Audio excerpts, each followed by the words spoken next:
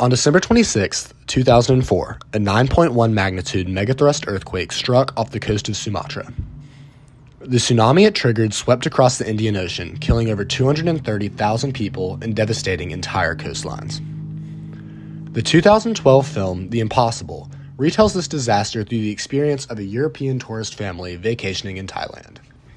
The film captures some elements of the tsunami with striking accuracy, but it also narrows in on one story, overlooking the broader human impact of the event.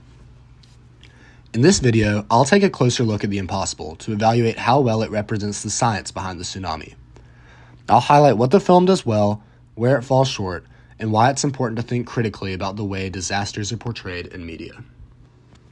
The 2004 Indian Ocean tsunami was caused by a rupture along the Sunda subduction zone. The Indo-Australian plate slipped beneath the Eurasian plate, which generated a 9.1 magnitude earthquake that displaced massive volumes of water. The resulting tsunami struck within minutes of the quake near Sumatra, and hours later in places as far as East Africa. Thailand was amongst the hardest hit regions, where thousands of locals and tourists were caught completely off guard. The lack of an early warning system in the Indian Ocean at the time was a major factor in the tragedy's scale. The Impossible succeeds in showing some aspects of this tsunami's hazard with surprising accuracy. First, the tsunami wave in the movie is portrayed as a rapidly rising wall of water, which almost looks like a large flood rather than a single wave. This is true to the nature of tsunami waves, which are so often inaccurately portrayed in Hollywood as one large wave. The film does a good job depicting inundation, or how water rushes inland, sweeping up what is in its path. The inclusion of dynamic pressure, which is perpetuated by floating debris, is also scientifically accurate in the film. Scientifically, these visuals align well with what we know from post-evidence sediment deposits, eyewitness accounts, and even real-time footage from the disaster. In terms of hazard portrayal, these elements are strong. That being said, there are key scientific inaccuracies in the film's portrayal. One major omission is the lack of a tsunami wave train. Tsunamis typically arrive in multiple waves over the course of hours, not in a single isolated surge. The film makes it seem like the danger is over after the first wave, when in reality later waves can be even more deadly. Also, the wave's arrival time and height in the film don't align with what actually happened in Thailand, which was impacted far less severely than areas like Indonesia that were closer to the epicenter. In Thailand, some coastal areas saw the ocean recede in a drawdown before the wave hit, while others did not.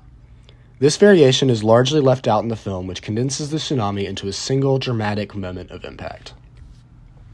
Finally, the film largely centers on the trauma of a white tourist family, while in reality the vast majority of victims were locals, many of whom were killed in their homes or while working.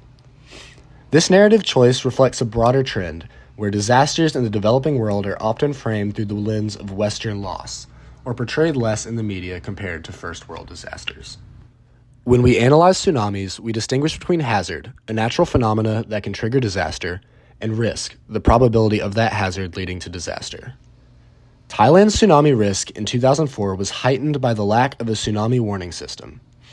Communities had very little time to react, and many didn't even know what a tsunami was. In contrast, some indigenous communities in the South Pacific survived this and other tsunamis because of oral histories passed down through generations. These stories warned them that if the ocean receded rapidly, a deadly wave would follow. This reduced risk through knowledge, despite the otherwise limited infrastructure.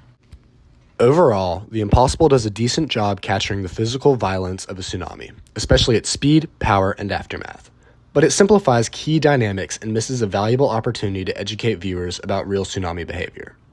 More importantly, its framing reinforces a narrative where white Western experiences take center stage, while the broader human cost in Southeast Asia fades into the background.